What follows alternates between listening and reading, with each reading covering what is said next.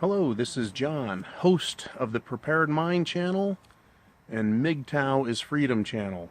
Two channels, and this video is going to be for each, so it'll be posted on each place. Today's cigar is a La Flor Dominicana, and it was contributed by Richard.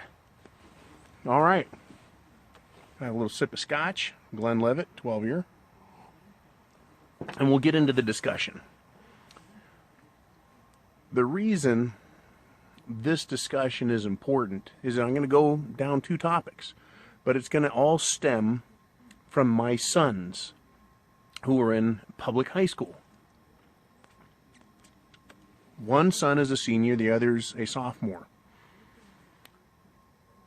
Today my son came home, walked through the door, and started giving me an earful about what he calls the Dyke Squad.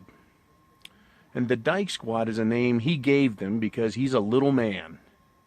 And he's going to say what he thinks. They have offended the shit out of my son, who's a nice young gentleman. But this is a group of girls who claim that they are boys.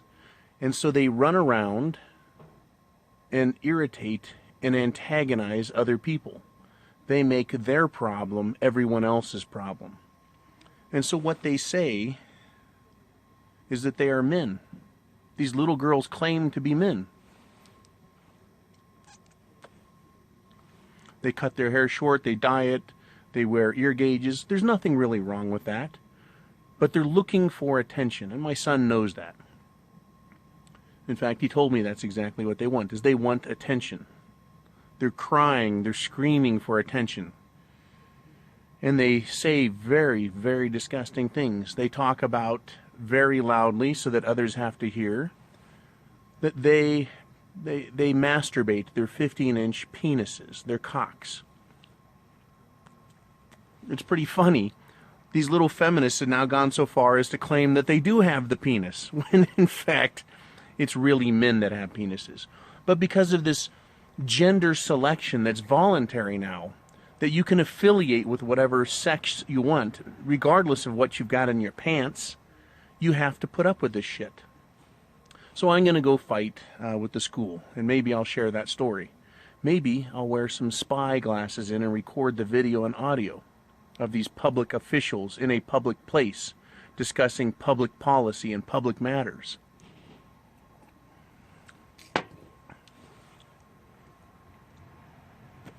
That would be funny, wouldn't it? All right, so my poor son, he's got to listen to these foul-mouthed little girls claiming to be boys and then talking about how they're going to go fuck people in the ass with their 15-inch cocks. And they actually have made comments to my son that they would fuck him in the ass. That sounds suspiciously like a threat, intimidation, bullying, harassment. He is on the verge of having a confrontation with them, which is why I'm probably going to step in.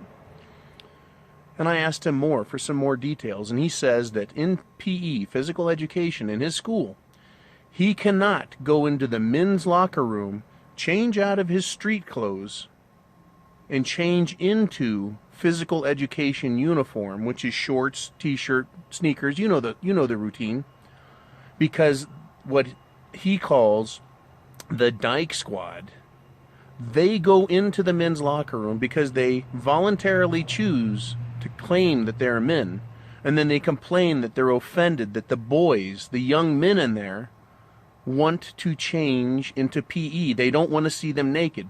So the school tells the boys through the teacher that they're not allowed to get undressed and change into uniform.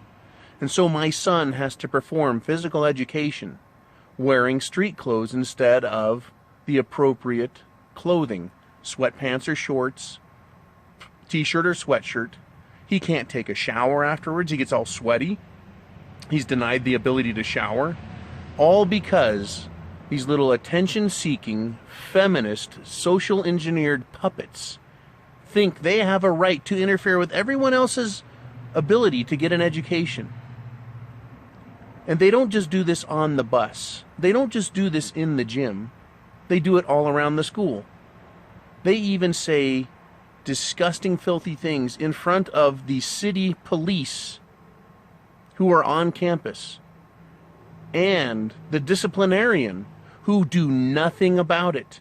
The same disciplinarian who gave my older son detention because he didn't attend one of their little social engineering programs and instead chose to go to study hall and improve his actual intellect. Kudos to my older son, and kudos to my younger son for not putting up with this shit and calling it as they see it as young men. That has a lot, this first part of the story has a lot to do with Mgtow as freedom, how feminism is corrosive, how it is expanding its attempts to control my sons, your sons, not only the sons, but the daughters in this country, and tell them that they cannot be and should not be girls, real girls. Instead, they should be these pseudo-masculine things, these alternative lifestyle freaks that really have no place anywhere.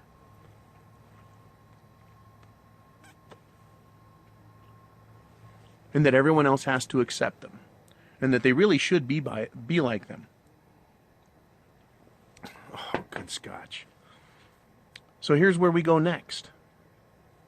If you were to take a mountain lion and put it in a cage with a goat, and you were to go tell the goat, you're not a goat, you're a mountain lion, and go tell the mountain lion, that goat over there is a mountain lion, is the mountain lion going to listen to you? Fuck no. Is the goat really going to believe it's a mountain lion, or is it just going to act like one? Well, the goat, just by definition, or just by self-determination, calling itself a mountain lion, isn't going to change its true nature and its true place in the universe. It is living a mental fantasy. It is behaving and thinking in an unnatural fashion. The direct result is that stupid goat is going to put itself into a dangerous position. It is living a socially now engineered mindset that has nothing to do with reality, nothing at all. So the first thing that's going to happen is that mountain lion is going to walk over there and take that goat by the throat and rip that throat out and then eat the goat. That is what real life is about. It is about nature and natural law and the way it is. And that all these social engineering constructs are just that. They're constructs, they're fabrications, they're fictions, they're fantasy. And the government and these feminists are telling kids to start acting out and living their lives as if they were fantasies. This is further degradation of our culture, of intelligent thinking, and is completely indicative and the result of the idiotic behavior and thinking that comes out of governments. In their mad desire to have an emasculated society that won't stand up to the government, it is going so far in destroying the people that they don't even know how to behave. When I hear that kids don't know whether they're gay or straight because there is so much social pressure to accept the homosexual lifestyle and praise it, and then punished for being heterosexual and told that it's wrong. These kids don't know whether they're coming or going. I have nothing against gay people who are gay, but it used to be that they said being gay wasn't a choice.